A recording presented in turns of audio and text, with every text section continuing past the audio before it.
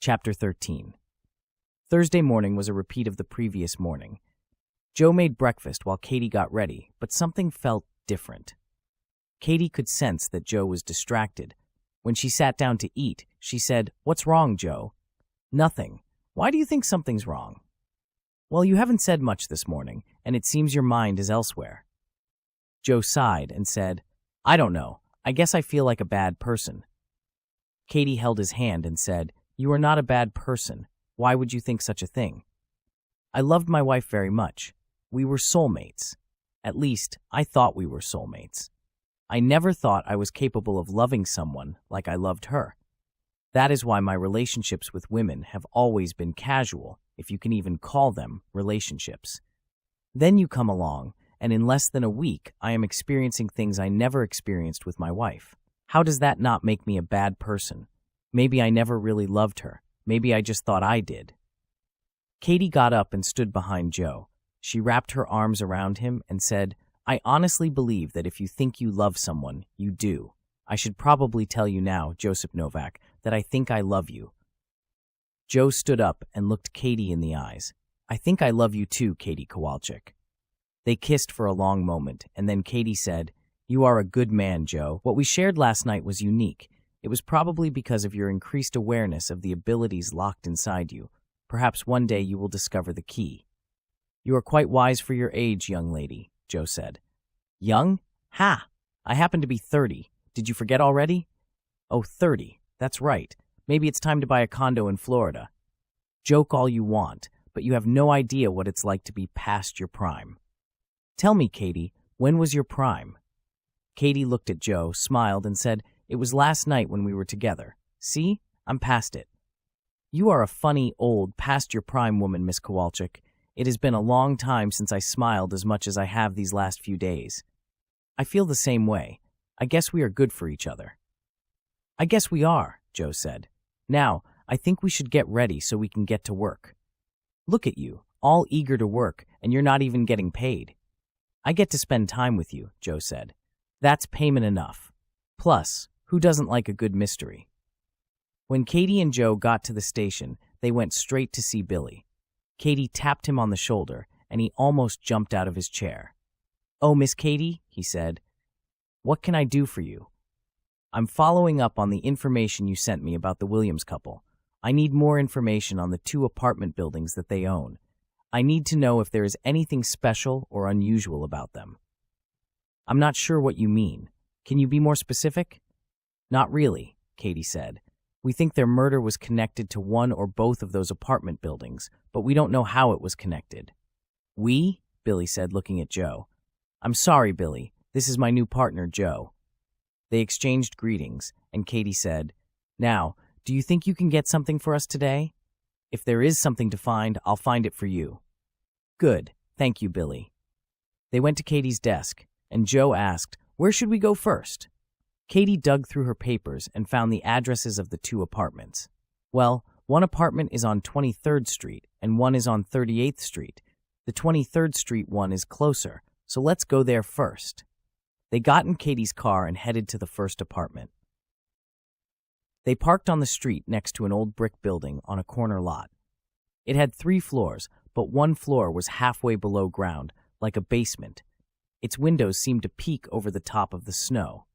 A man, perhaps in his early 30s, was sitting on the stairs, drinking a beer and smoking a cigarette. Katie looked at Joe and said, "If I ever do that at 10 in the morning, just slap me."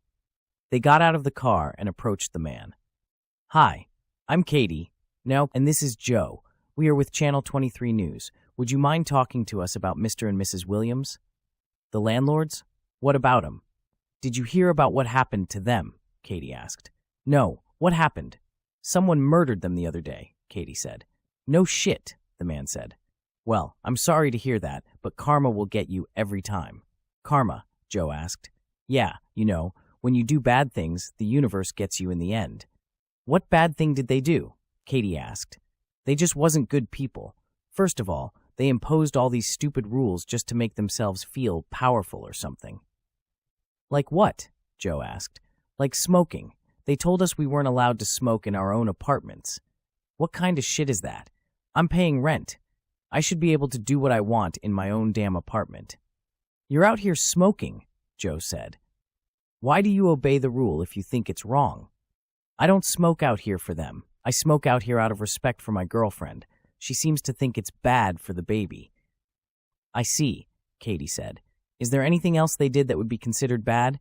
Yeah. They actually threatened to evict us after being 1 month late with the rent. 1 lousy month. Can you believe that shit? Those tyrants, Joe said sarcastically. Katie kicked him on the shin and gave him a dirty look. Oblivious to the sarcasm, the man said, That's right, man. You understand. One more question, Katie said. Have you noticed anything unusual or out of the ordinary around here lately? No, nothing comes to mind at the moment. Thanks so much for talking with us, Katie said before she and Joe returned to the car. Katie said, I'm not sure what we are looking for here. I don't know either, Joe said. I was hoping something would jump out at us, but nothing seems to be jumping so far. Let's drive around the block. Katie started the car up and slowly drove down the street. There were several houses after the apartment and then another similar-looking apartment building at the other end of the block.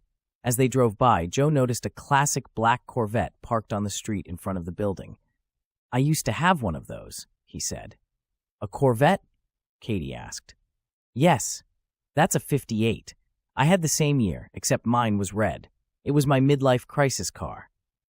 You had a midlife crisis, Joe? I find that hard to believe. Really? Why is that? He asked. Because people have a midlife crisis when they realize they are getting older and half their life has slipped away. They want to do something that puts a little spark back in their life before they are too old to enjoy it. You never had to worry about any of that. I told you before that I am not immortal. I've always known that I could die at any time. I've been lucky so far, but my luck won't last forever. I'm sorry, Joe. I hadn't considered that. I don't worry about death as much as I used to. I mean, I don't want to die, but when it happens, I will know I had a good, long, and happy life. Let's talk about something besides death, Katie said as they made their way around to the other side of the block. What do you think of this area? Joe said, It's not a bad area, but it's nothing to write home about either.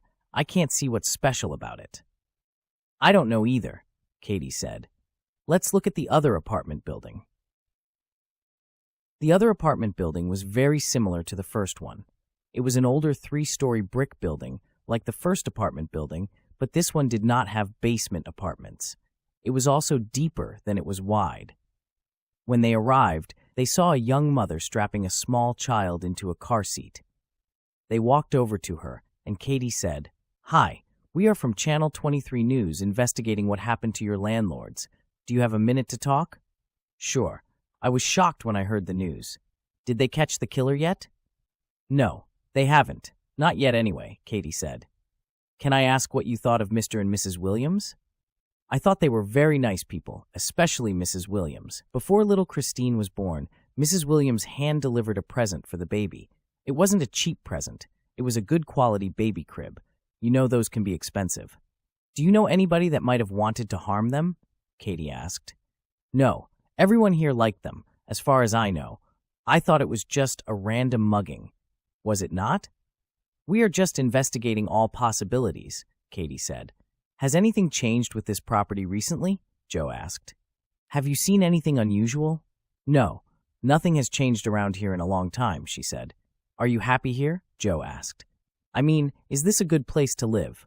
We are happy here, sure. Of course, my husband and I would prefer to own our own home, but for now, this place is fine. Everything works, and if something breaks, they usually have someone out to fix it in a reasonable time. Okay, Katie said. Thank you for your time. They returned to the car and drove around the block, looking for something, but not knowing what they were looking for. They drove back to the television station and checked to see if Billy had found anything. This is a tough one, Miss Katie, Billy said. I didn't find anything useful in public records, so I checked recent news stories and social media posts. The only thing I could find was a single social media post from a man who lives 2 houses down from the apartment on 23rd Street. In his post, he says he was offered twice what his house is worth by a developer, but only if everyone on the block sells. Is that all he wrote? Joe asked. That's it, Billy said. When was that post written? Katie asked. Billy checked his computer screen and said it was posted 12 days ago. That's good work, Billy, Katie said. Can you write down the man's name and address? Sure, Miss Katie, Billy said. He wrote the information she asked for and handed it to her. As they headed to the car, Katie asked, Are you hungry for lunch? Sure, Joe said. What do you have in mind? A little place not far from here serves great Chicago-style hot dogs. Sounds great, Joe said. It's been 100 years since I had a hot dog. Really? Are you serious? Well, maybe not quite 100 years, but definitely more than 6 months. Katie shook her head and said, I'm tempted to make you walk there, Mr. Smartass. The hot dog place was in a commercial area with several small shops and restaurants. They went inside and stood in line. They ordered 2 Chicago dogs and a large order of fries and sat down to wait for their name to be called. I'm curious, Joe, Katie said. What do you normally eat when you are at your cabin? It varies quite a bit, Joe said. It depends on what my body needs, what I have on hand, and whether or not I feel like cooking. So, you can tell what nutrients you need and eat food that contains those nutrients. In a way, I don't know specifically what nutrients I need. I mean, I couldn't tell you if I need vitamin C or vitamin B or whatever. I just know from experience what food will help satisfy a bodily need. What about hot dogs? Katie asked. Well, there's a reason I haven't eaten hot dogs in 6 months to 100 years. They both laughed, and Katie slapped him on the arm. Seriously, though, she said, is it bad that I brought you here? You ran me over with your car, and look at me now. I think I can handle a hot dog. I didn't exactly run you over, Katie said. Technically, you went over my car, so I guess that means I ran you under.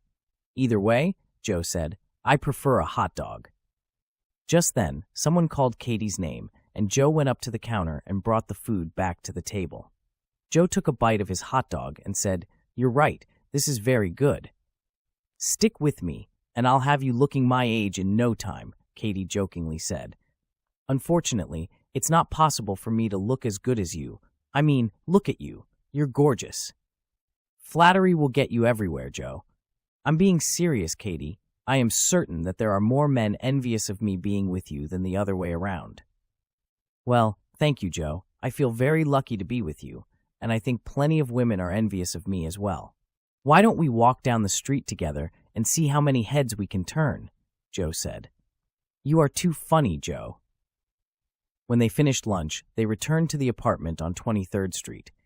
They parked in front of the apartment and walked 2 houses down to the address Billy gave them. Katie rang the doorbell, and they waited. After about 30 seconds, an attractive, middle-aged woman wearing an apron answered the door. She was thin, with shoulder-length blonde hair. The smell of cookies escaped through the door, and Katie said, Oh, whatever you are baking smells delicious. I'm making chocolate chip cookies for our church bake sale. Oh, I'm sorry. My name is Katie, and this is Joe. We are with Channel 23 News. We are looking for Scott Cooper. Is he here? Scott is my husband. He's at work. My name is Anne. Can I help you? Maybe, Katie said. We are investigating the murder of the couple who owned the apartment building on the corner. They were murdered? Oh my, that's terrible. I mean, I didn't know them, but it's still terrible. Yes, it is, Katie said. Your husband posted that you got an offer on your house, but it was contingent on everyone on the block selling. Is that correct? Yes. As far as we know, everyone signed on to the deal except the couple you just mentioned. Really? Joe said. So they were holding out? From what I heard, they weren't exactly holding out. They just plain didn't want to sell. I guess they were concerned their residents would have nowhere to go. There is a housing shortage going on right now. Is that why they were murdered? We don't know, Katie said. That's why we are here. Do you know what the developer intends to do with the property? Katie asked. They want to turn this entire block into a condominium project, Anne said. Who is the builder? Joe asked. I think they are called Lead Real Estate Developers. Lead is spelled L-E-E-D. That's why I remember the name. Katie asked, How do you feel about selling? At first, I was against it. I like this neighborhood. We raised 3 children here, and we never had to worry about them. That's not entirely true. We did worry about them, but we didn't worry about crime or bullies or drugs or things like that. So, what changed your mind? Joe asked. Money, Anne said. The kids are grown. Our youngest just left for college in the fall. We really don't need such a big house anymore. When they raised their offer, we decided that we could move anywhere we wanted to, within reason, of course. How will you feel if the deal doesn't go through? Joe asked. I think I would feel both disappointed and relieved. Moving would be a new adventure for us, but I would also miss this place. What about your husband? How would he feel? Katie asked. He would be more disappointed than me, but he is easygoing and would be happy to stay here if he thought that is what I wanted. Thank you so much for your time, Katie said. What do you think? Joe asked when they got back inside the car. I think someone holding up a big condominium project is a good motive for murder. I agree. Maybe you can look up who runs this lead company. Katie got out her phone and looked up the company. After a couple of minutes, she said, It looks like the company is based in Chicago. The CEO is a guy named Robert Lead. Do you think we need to go to Chicago, Katie? I think I need to give Mr. Martin a progress report first. You mean Bob? Oh yeah, Bob. That will take some getting used to. Before we go back to the station, you should call David Williams to see if he knows anything about this condominium project. That's a good idea, Katie said. She looked for his phone number, and when she found it, she picked up her phone and dialed. Hello, David said. Hi, David. This is Katie again from Channel 23 News. We just learned that a developer was looking to buy one of your parents' apartment buildings, the one on 23rd Street. Do you know anything about that? No, that's the first I heard. I'm in Milwaukee now, arranging my parents' funeral. If anyone contacts me, I will let you know. Thank you, Katie said. Do me a favor.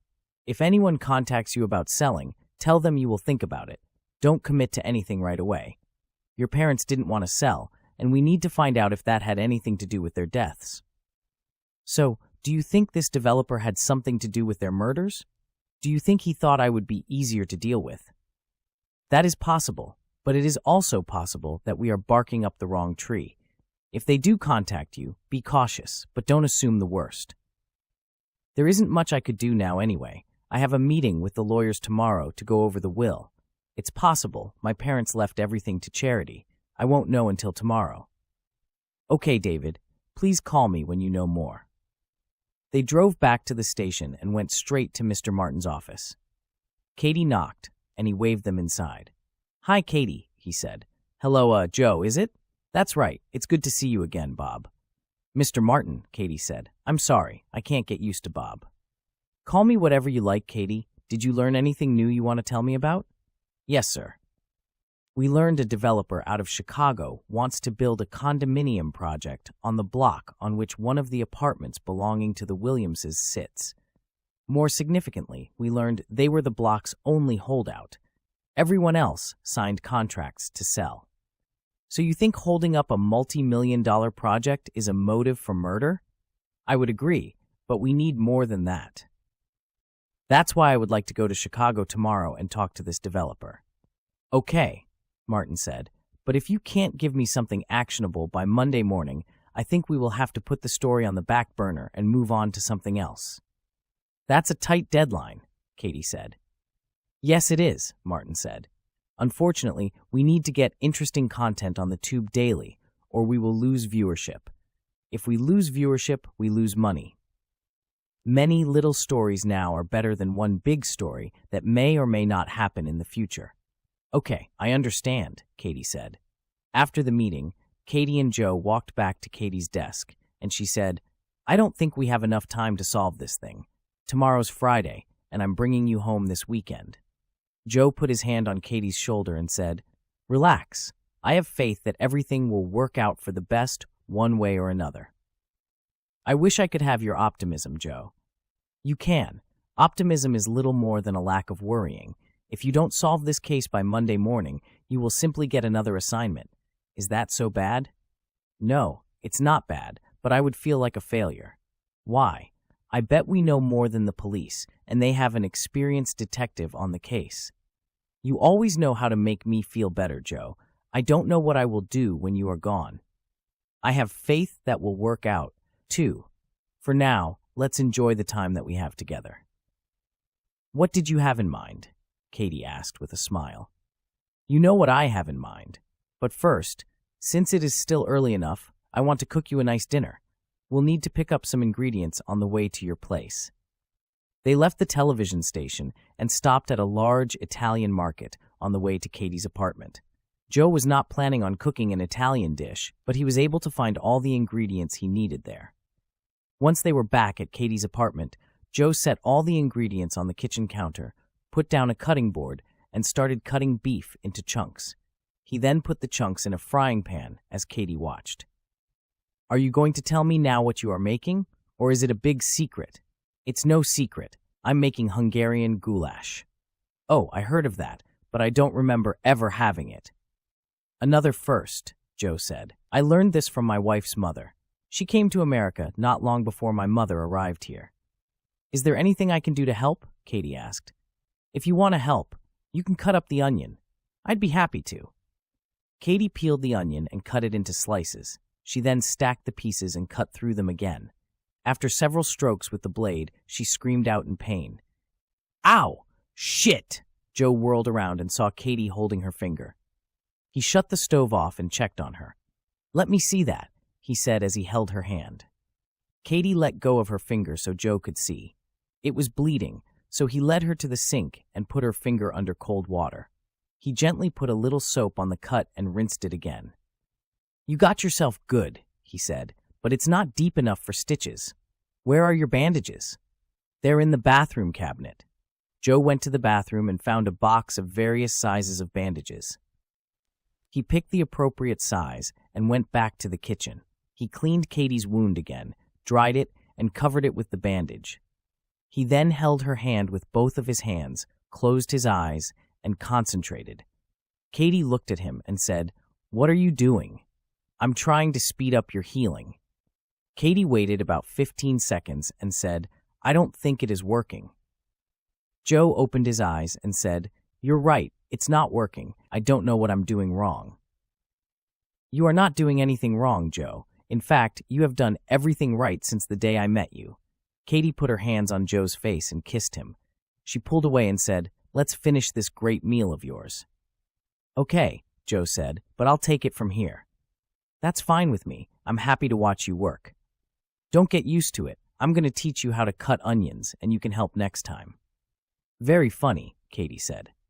"No, I'm serious. You don't live 100 years without learning the trick to cutting onions. I bet you've learned a lot of things in your lifetime." "You are right about that. I want to show you a few of those things after dinner," Joe said with a smile. "I look forward to that, you dirty old man." Joe finished putting the ingredients together in the pot. When the stew was simmering just right, he said, "This needs to cook for at least 90 minutes. "That should give us plenty of time," Katie said. "Plenty of time for what?" "Plenty of time for you to show me those things you've learned." "I will need way more than 90 minutes, Joe said with a wink, "but I think I can hit the highlights." "I'm sure you can. I can show you a few things I learned, too." "This should be interesting," Joe said as he took Katie's hand and led her to the bedroom. This audiobook continues on the next video. For more information on this book and others by this author, please visit charleshuss.com.